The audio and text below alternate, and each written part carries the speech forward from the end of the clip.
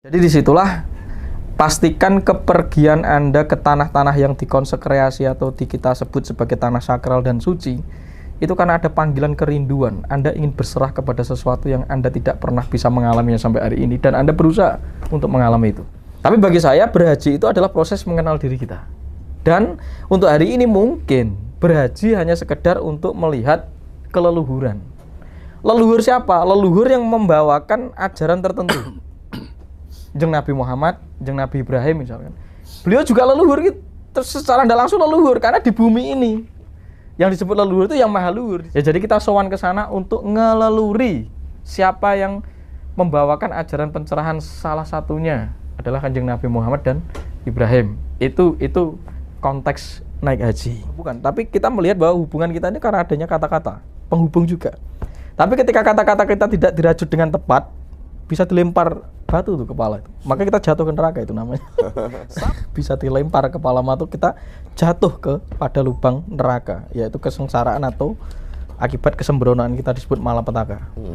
Jelas ya, lidah itu sirot atau penghubung.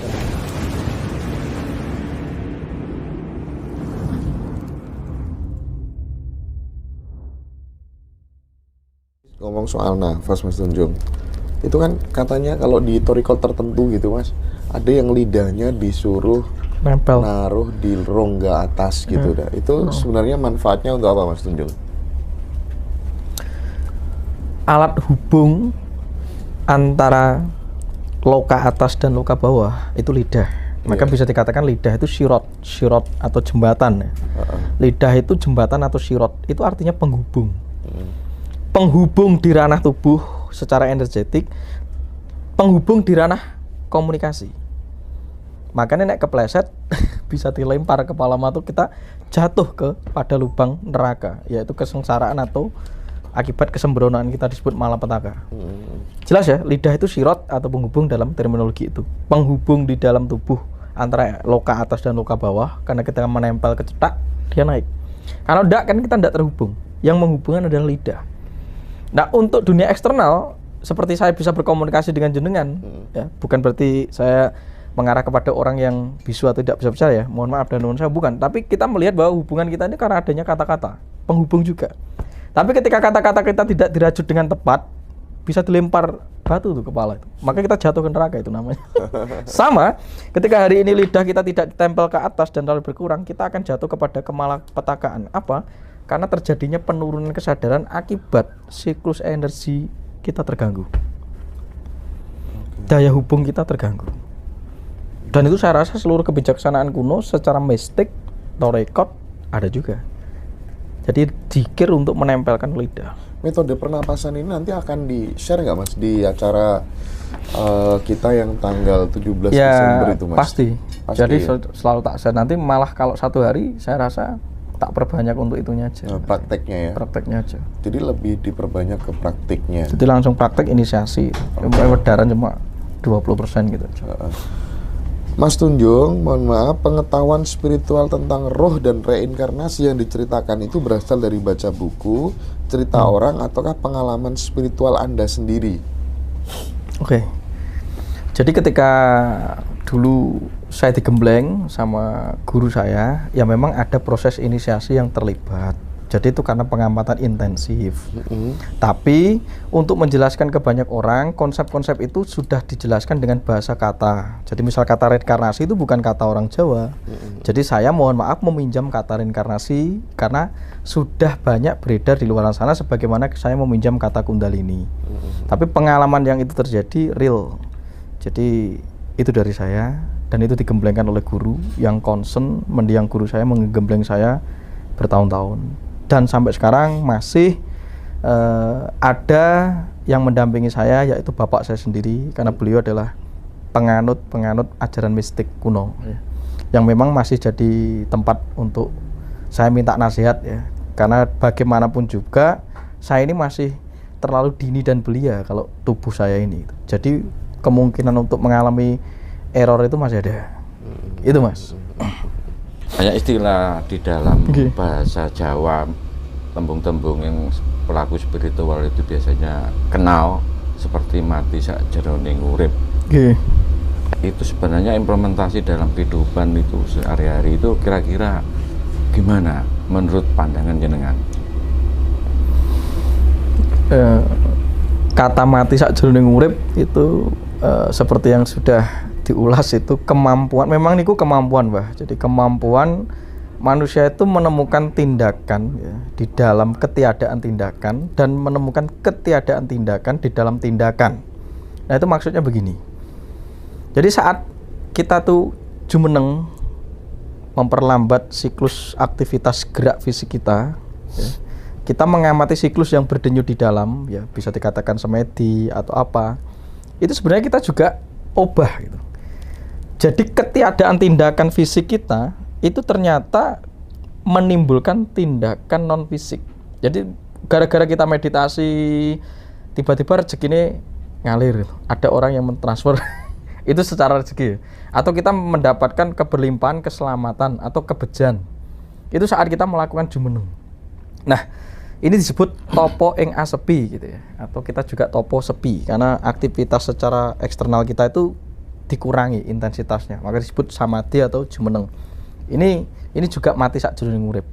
Tapi mati sakjroning urip dalam aktivitas pekerjaan itu bagaimana? Itu ketika Anda selalu sadar Anda tidak reaktif terhadap apa yang Anda kerjakan secara fisik itu. Di kantor, di mana itu tidak reaktif.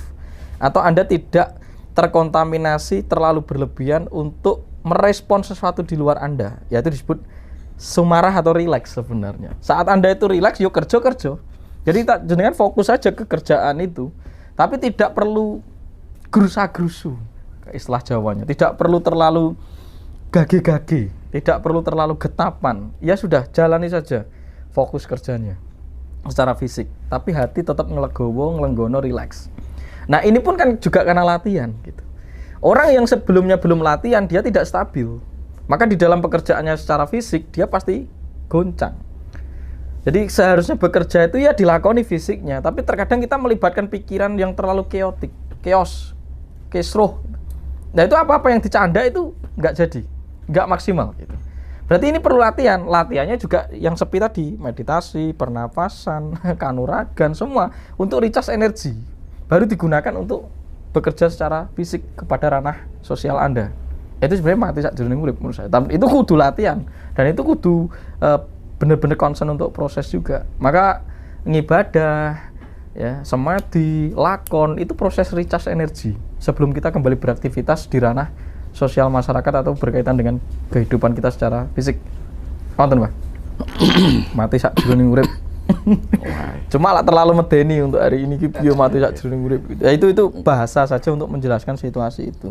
Ya memang perlu dijelaskan mungkin kan karena terlalu mungkin sangar mungkin istilahnya. Nggih. Oke. Mbah Tunjung, kalau panggil Mbah saja juga. Biar makin banyak juga. Jenengane yo Mbah lah aku Mbah. Ada istilahnya itu konsep untuk di agama Islam ini orang berangkat haji. Nggih. Kalau yang di versinya Jawa kan orang haji tanpa berhaji ke Mekah dalam hal fisik berpergian. Untuk di versinya Jawa atau versi jenengan itu gimana penjelasannya, Pak? Haji yang secara sensi itu gimana? Jadi berhaji itu juga berkaitan pergi kepada diri kita. Pergi kepada diri kita itu mengenal diri kita seutuhnya. Ketika kita berhaji di sana, ada simbol-simbol di sana yang digunakan untuk memahami dari mana kita ada. Jadi ada namanya garba, ada namanya purusa. Ya, garba ini juga melambangkan organ dari kewanitaan dan purusa itu adalah organ kelelakian. Nah, bagi saya pribadi di sini sudah ada namanya pradaksina dan prasanawa. Jadi proses melingkari tempat tertentu yang sudah dikonsekrasi atau sudah dirituali, disakralkan, itu juga proses untuk pemberdayaan diri kita untuk benar-benar tenggelam kepada pengalaman energetik tertentu atau pengalaman secara energi ilahiyah. Itu sebuah cara untuk memasuki ruang di dalam jagat raya atau kerahasiaan yang ada di dalam diri kita dan jagat raya ini. Maka kita tuh eling dari mana kita ada, dari kedua orang tua kita, karena Tuhan tidak bisa menghendaki keberadaan jabang bayi tanpa adanya dua zat, yaitu lanang dan wadon atau Adam dan Hawa yang kita kenal sebagai bapak dan ibu kita. Itu real kenyataan yang bisa kita lihat ya. Kalau ada orang yang lahir dari batu atau dari tanah ya saya gak ngerti juga. Mungkin ada, tapi setahu saya lewatnya dari wiji sejati yang turun temurun melalui Komobang dan Komopeta. Tapi kalau secara Islam kan ada namanya Ibu Maryam. Ya mungkin. Itu kan Mungkin ya. Nah, ini gimana penjelasan Anda? Mungkin. Jadi kita ini dipersonifikasi sebagai yang dilahirkan oleh ibu. Maka ibu pertiwi, ya, ibu bumi, ya, termasuk ibu Maria, ibu Hawa atau ibu kita. Karena wanita itu yang mampu memproses dan memperlahirkan. Nah, si pria itu memberikan trigger, ya, atau disebut lingga. Ya.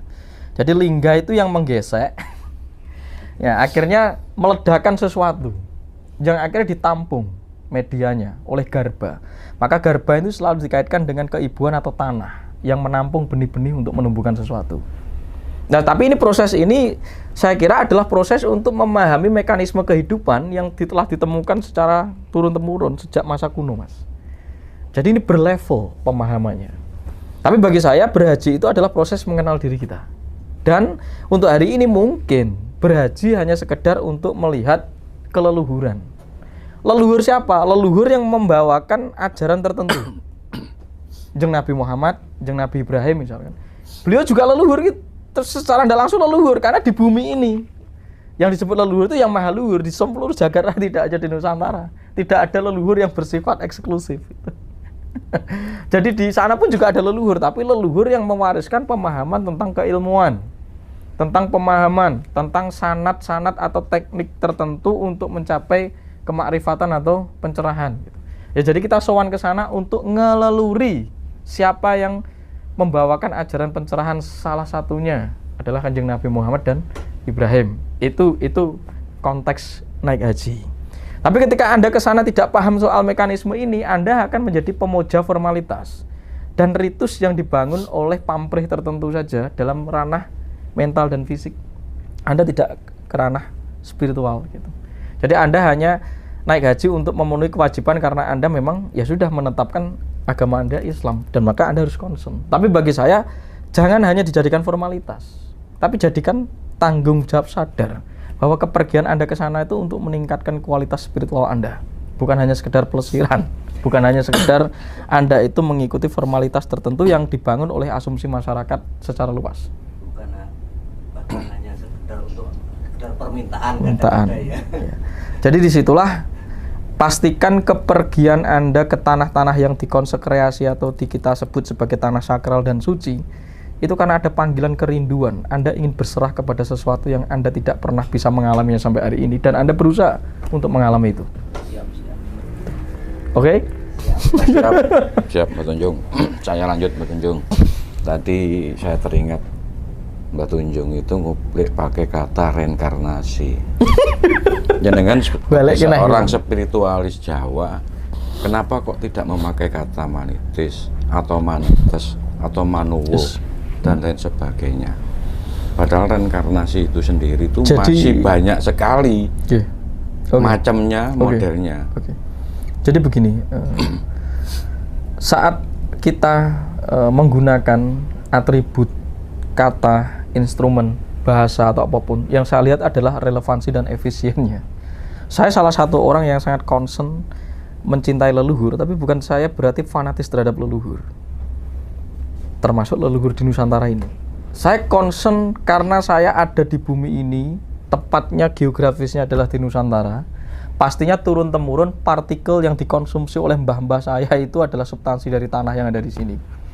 Maka saya melihat bagaimana leluhur Nusantara itu mengakumulasi ajaran-ajaran itu yang ditemukan dari masa ke masa. Akhirnya ketika saya lihat masih sangat relevan dan sangat cerdas kemampuannya yang diaktualisasikan melalui mahakarya, apapun mahakaryanya yang termasuk diakui oleh UNESCO untuk hari ini. Jadi saya cuma sangat rindu bahwa ada loh pencapaian manusia di taraf itu. Maka saya pengen menjajaki sanatnya lagi atau jembatan lagi melalui keleluhuran ini. Ya.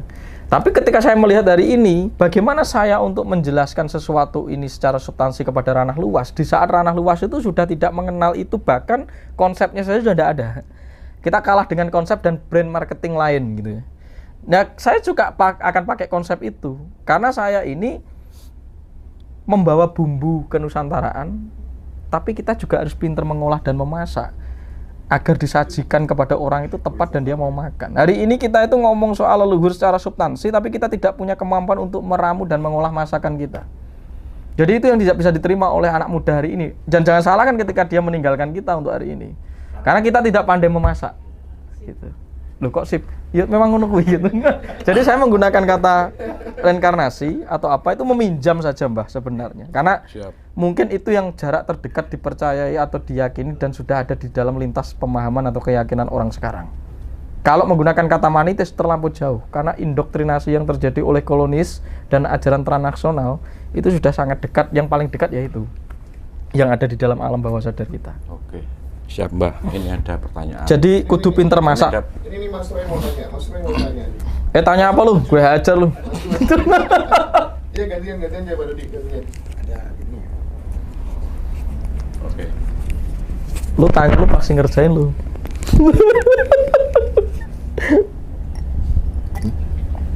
Sip, Mbah, sip. Pegangin gini. Jangan dia. Tanya apa Mas Roy? Lah, mana itunya? Enggak dari Ya pakai itu. Di sini. Di sini. Bagaimana mengurangi efek? Selamat siang, Mas Tunjung. Ini saya ingin membacakan pertanyaan dari sedulur kita ini. Bagaimana mengurangi efek naiknya birahi? Birahi nih, Mbah, yang nggak bisa tertahankan nih, Mbah. Karena kan ada Mbah kita. Iya. Kita banyak loh menemukan Mbah pria-pria yang tidak bisa menahan Mbah birahinya. Senang saya. Nah, bagaimana mengurangi efek naiknya birahi dengan kebangkitan kundalini itu, Mbah? Bisa dicepetkan di pintu.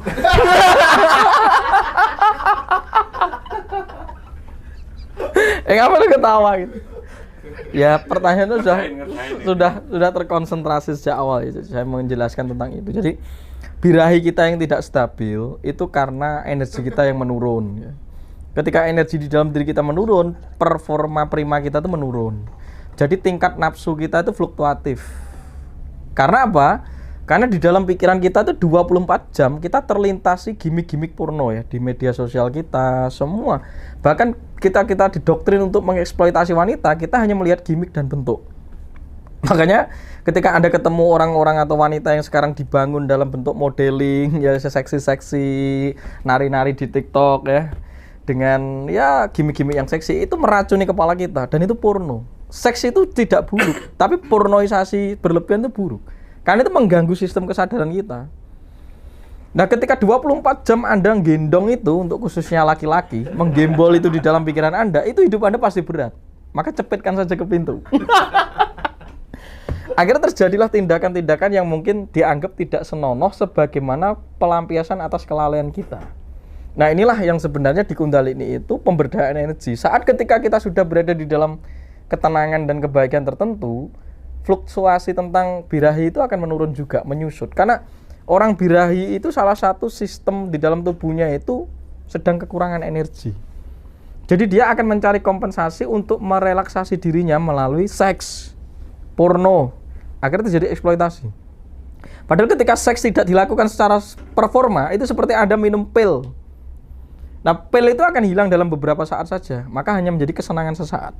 Seks Anda itu tidak orgasme powerful.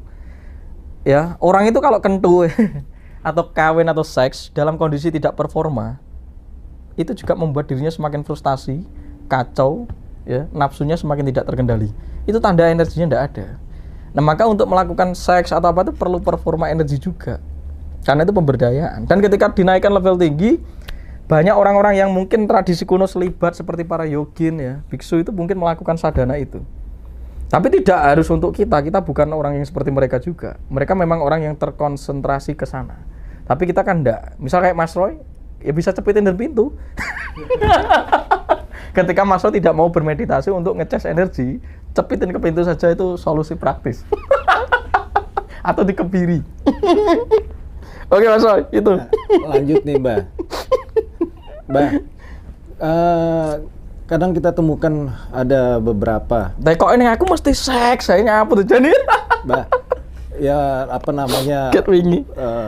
yang dikatakan di ranah spiritual Mbah, dimana kalau kita misalnya berhubungan badan Mbah, Loh, terus salah Ronel. itu katanya membangkitkan juga yang namanya Muridnya siapa? juga Mbah. Bener nggak begitu Mbah? Gitu loh. Gimana, maksudnya gimana? Jadi gini, misalkan untuk berhubungan seks, seperti kayak laku tantra itu, apakah benar itu juga untuk menaikkan apa namanya efek kundalini itu Mbah? Oke. Tantra itu teknologi Mas. Tantra itu teknologi, berkaitan dengan teknologi tertentu ya. Dan itu teknologi praktis yang membuat kita itu bisa mengarah kepada tujuan tertinggi atas kemanusiaan kita ya. Maka di sana lebih dikenal sebagai erotisme karena ada beberapa tradisi di tantra itu melakukan ritual-ritual yang ekstrim di luar dari normal umumnya manusia gitu. Tapi sebenarnya itu adalah pemberdayaan juga ya. Tapi tidak digunakan secara homogen, yaitu tertentu saja gitu. Ketika hari ini dipahami sebagai seks, seks itu artinya adalah penyatuan. Apapun di jagat raya ini intinya penyatuan, berpasang-pasangan. Karena dengan adanya penyatuan, seperti masakan, itu dengan disatukan seluruh bumbu, dia akan menghasilkan sesuatu, termasuk seks. Nah, seks itu jangan dipahami sempit, karena itu adalah warisan pemberian atas kesemestaan kita, atau penciptaan cerdas kita. Karena seks itu anugerah.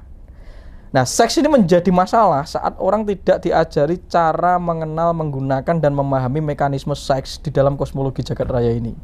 Dan hanya tantra yang menjelaskan itu. Maka dikonsekrasi khusus, karena tidak sembarangan. Bagi orang yang belum stabil, seks ini hanya diambil sepotong. Akhirnya digunakan untuk penggunaan yang berbahaya. Termasuk hasil dari seks itu ya teknologinya adalah santet, tenun. Itu senjata tempur, tapi bisa menjadi masalah saat dipegang sama orang yang belum stabil. Seorang brimob memegang AK-47, berarti dia sudah memiliki kesadaran soal senjata itu dan tahu mekanisme senjata itu bagaimana harus dipergunakan dan tujuannya apa. Ini ibarat itu, seks dan santet itu sama. Ketika dipegang oleh orang yang belum memiliki pemahaman utuh tentang hal itu, maka tembakannya akan ngacau dan ngawur. Dia akan menembak apapun saja secara kalap atau brutal atau random. Ini sangat menjadi masalah. Nah, hari ini ilmu tentang seks itu di Jawa disebut sarutomo, itu tidak akan pernah diungkap kepada khalayak karena kita tahu belief sistem masyarakat kita itu homogen, tidak lagi dewasa, homogen dan sama, belum seimbang, stabil, dewasa dan jejak, maka harus perlu melewati laku tertentu dulu. Nah, memang ada beberapa tradisi yang menggunakan seks itu untuk meningkatkan energi, tapi bagi saya kebanyakan malah jatuhnya adalah eksploitasi dan pengerusakan karena tidak mahirnya pemahaman yang utuh dulu. Kenapa ini dianggap tabu? Ya karena masyarakat menyetujui ini harus ditabukan, bukan berarti diajarkan bagaimana mekanismenya secara detail dulu. Karena ini dianggap tabu, ngeres, konyol, kotor gitu kan. Justru tidak adanya edukasi sejak dini melahirkan tingkah perselingkuhan, hamil di luar nikah karena tidak dikonsentrasikan untuk memberikan pemahaman tentang hal ini. Dan mungkin nanti pendidikan harus mengarah ke sana. Penyuluhan-penyuluhan tentang bertema seks, minimal kenalkan kepada seks dan organ seks dan itu apa mekanisme fungsinya, lalu kaitkan kenapa tidak boleh disalahgunakan.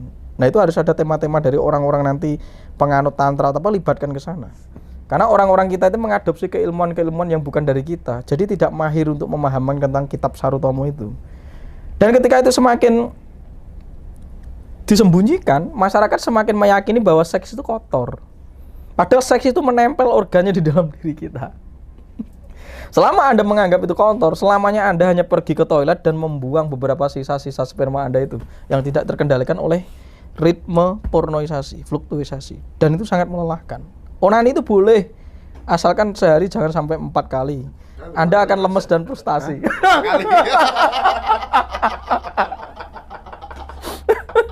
Ya ini perlu pembenahan Mas, untuk pemahaman soal seks itu perlu pembenahan. Dan saya rasa itu memang tugas para orang-orang yang ahlinya dan pemerintah kita juga.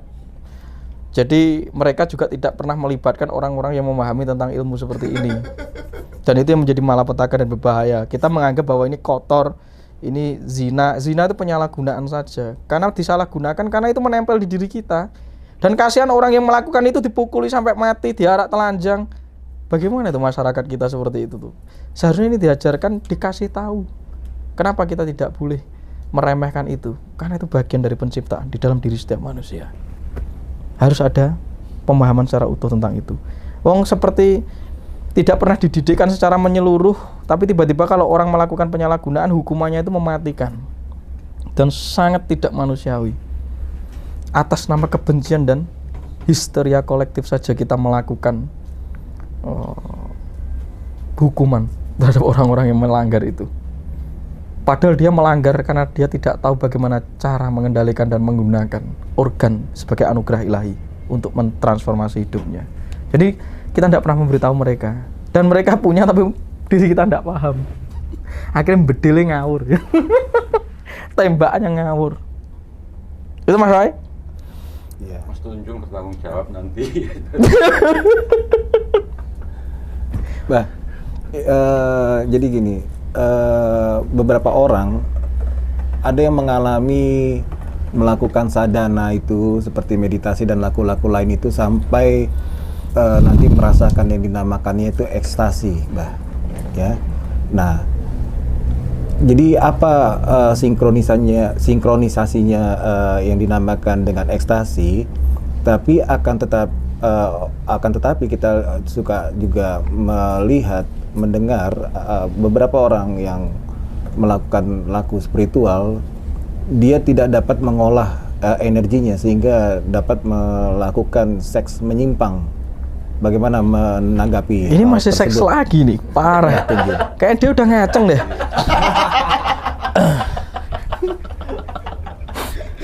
Aduh. Oke. Berat. Ekstase itu berada di dalam diri kita, bukan di luar kita.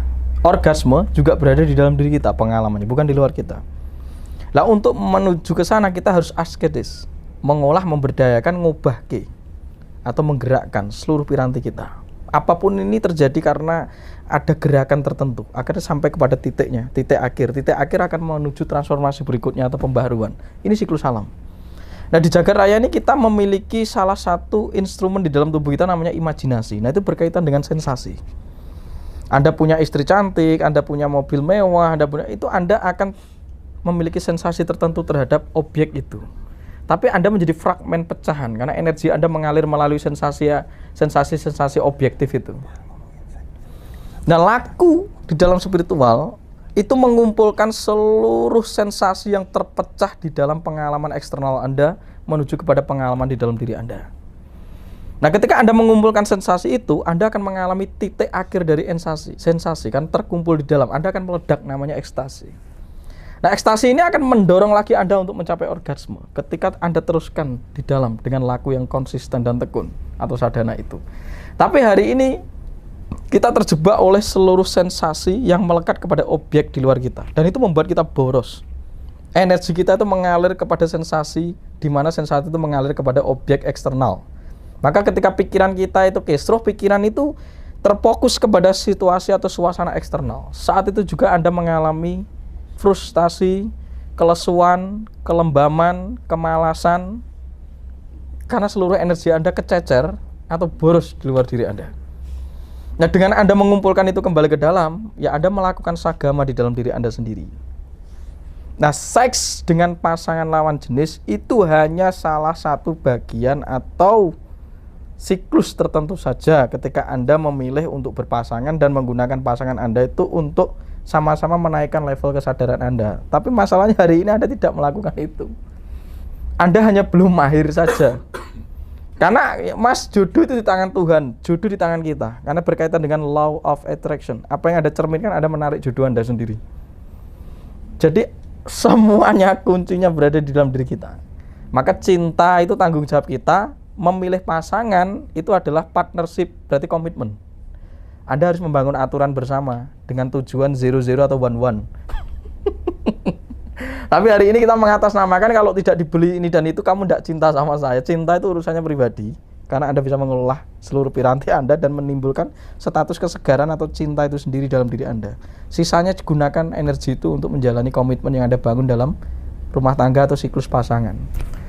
Tetapi hari ini kita hanya terkooptasi bahwa pasangan itulah yang bisa menggaransi kebahagiaan kita dan sensasi nikmat kita. Ini berbahaya.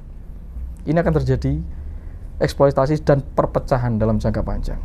Kecuali Anda pesan aplikasi hijau. Jadi Mas Roy itu hobi itu kayak.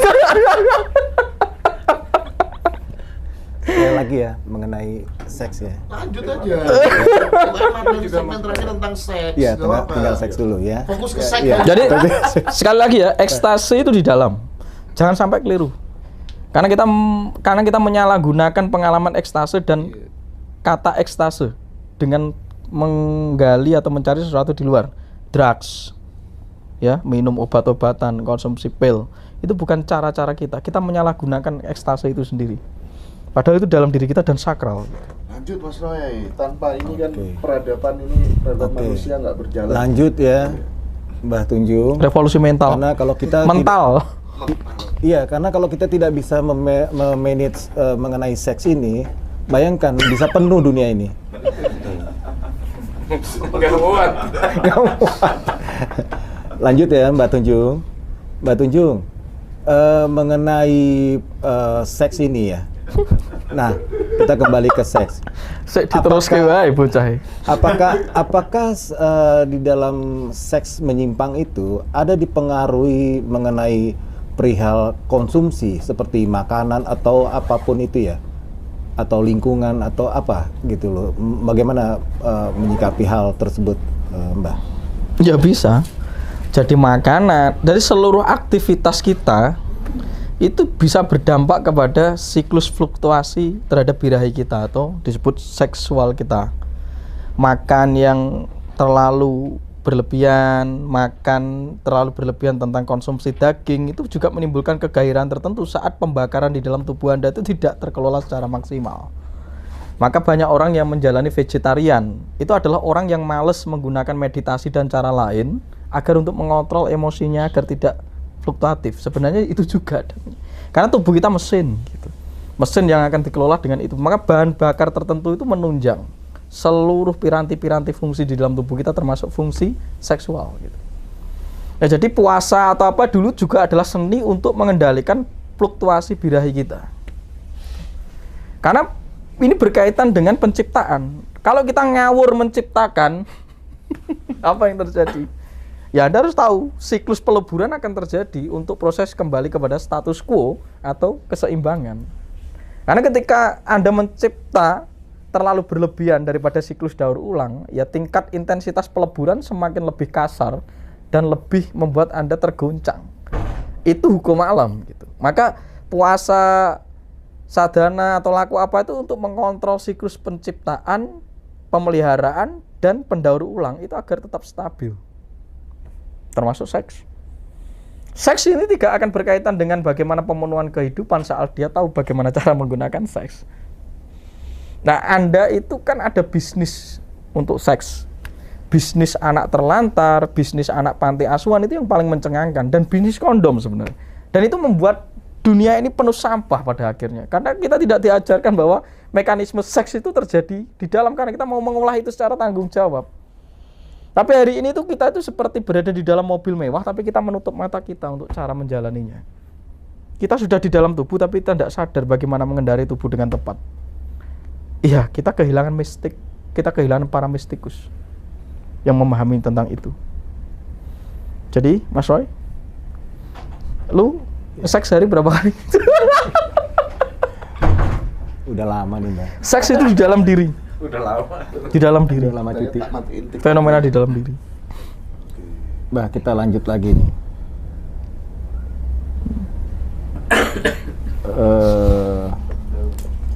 Lu seks lagi gue lempar.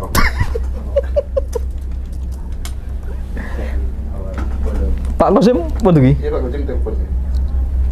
Yo, sekali lagi, baru Pak Kosim nanti. Mbah, mungkin ini Mas, jemput aku, Jin, Mas. mungkin Jemput aku, Jin. mungkin ini ada saran ya Mbak ya mengenai apa namanya hubungan seks ya Mbak ya. Ya pastinya Oke. lawan jenis ya Mbak. Dimana bila kita melakukan seks yang dinamakan seks itu adalah sakral, itu adalah terjadinya penyatuan secara energi ya Mbak. Nah, kadangkala ada mungkin kita lupa atau tidak tersadarkan bahwa melakukan seks itu adalah adanya pertukaran secara energi Mbak. Nah, bagaimana Mbah menyikapi mengenai hal tersebut sehingga jika kita melakukan seks ya dikatakan seks itu sehingga kita tidak lagi mungkin terpengaruh dengan energi-energi yang mungkin destruktif atau apapun itu dari salahnya memilih pasangan. Ya maka sadar. Kita dengan sadar memberdayakan energi kita tuh akan eling. Ketika eling kita waspada. Kita tidak terlalu geragas atau bernafsu saja melihat sesuatu di luar diri kita. Termasuk kepada makanan itu kita tidak eling kan. Makanan ketika tampil menarik, kokinya handal atau wanita yang disediakan ini cantik menarik, Anda melakukan itu. Dan Anda tidak tahu setelah itu bahwa dampak secara energi dari wanita yang Anda ajak hubungan itu bermasalah dan itu akan mentransfer ke dalam tubuh Anda dan mengkecoh seluruh sistem Anda. Sebagaimana Anda melihat makanan, Anda hanya tertarik bentuknya saja, tertarik chefnya yang membuat saja, tapi Anda tidak pernah melihat makanan itu akan berdampak selaras enggak terhadap bahan bakar penunjang evolusi Anda, penunjang dari pengalaman Anda. Termasuk wanita, ketika Anda geragas memilih wanita hanya berdasarkan fisik, tidak feel, ya ini bagi orang yang belum menikah. Anda feel ngawur gitu, ya Anda akan mendapatkan dampak kemelekatan, attachment, pemerasan, eksploitasi, energi yang kacau, frustasi. Tapi Anda mengkompensasi, saya punya pasangan yang menarik, saya mendapatkan nikmat sesaat, tapi jangka panjangnya Anda tersiksa oleh siklus yang akhirnya tertukar di dalam diri Anda dan mengkacau siklus dan sistem Anda sendiri. Jadi memilih wanita itu sama dengan melihat makanan. Kalau Anda melihat makanan hanya tertarik oleh chefnya dan gimmick makanannya, itu seperti wanita disediakan oleh orang-orang ini model cantik, dan akhirnya Anda terkecoh, hancur perjalanan hidup Anda dan mengganggu evolusi Anda. Saya kira itu eling lan waspada saja untuk memilah. Semoga kita selamat dan regeng rahayu. Ya. Matur suwun.